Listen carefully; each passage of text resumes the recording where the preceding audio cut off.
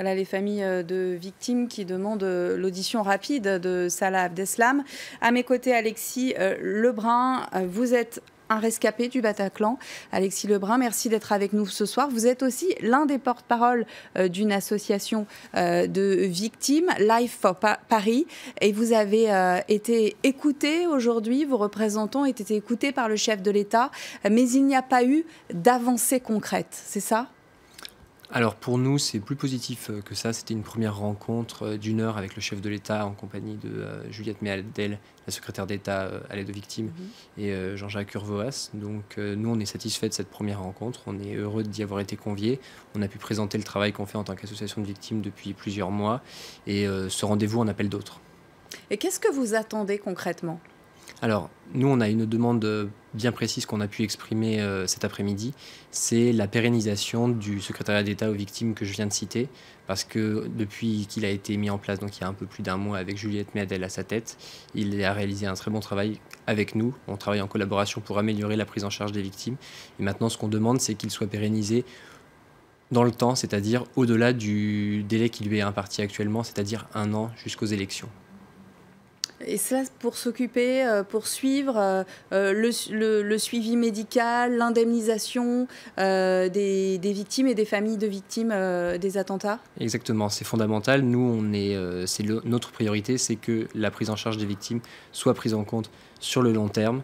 Actuellement, ce n'est pas encore le cas, évidemment. Donc cet interlocuteur unique, qui est maintenant le secrétariat d'État à l'aide aux victimes, il permet de commencer à travailler pour arriver à cet objectif. Pour l'instant, évidemment, on en est loin parce qu'on commence à travailler sur des propositions, mais c'est une ambition qui est vraiment importante pour nous. Parce qu'avant, il y avait plusieurs interlocuteurs. Voilà, quand vous êtes victime d'attentats aujourd'hui, donc comme ça vient de se produire en France, vous avez une multiplicité d'acteurs judiciaires, médicaux, policiers. C'est extrêmement compliqué quand vous êtes victime d'attentats et qu'évidemment vous êtes en situation de fragilité, de réaliser l'ensemble de ces démarches quand vous ne savez pas très bien où vous orienter. Donc nous, au cours des derniers mois, évidemment, en tant qu'association de victimes, on a acquis une expertise pour pouvoir aider les gens concrètement justement à surmonter ces difficultés et pour que la prise en charge des, malheureusement, s'il devait y avoir des futures victimes, voilà, soit améliorée. Parce qu'à l'heure actuelle, effectivement, on est maintenant sur une démarche constructive de proposition par rapport au dysfonctionnement qu'il y a pu y avoir.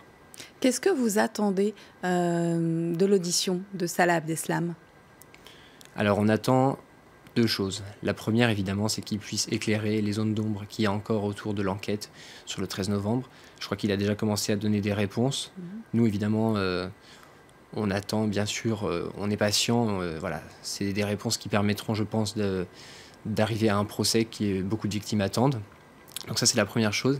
Et la deuxième, c'est qu'il puisse répondre sur les motivations, ses motivations à lui et de celles des commandos qui l'accompagnaient, c'est-à-dire pourquoi il en est arrivé à faire ce qu'il a fait, c'est-à-dire tuer 130 personnes de sang-froid, en blesser 450 et en viser des milliers d'autres. Pour nous, c'est une question fondamentale, celle de la motivation. Je pense qu'il y a beaucoup de victimes qui cherchent à comprendre.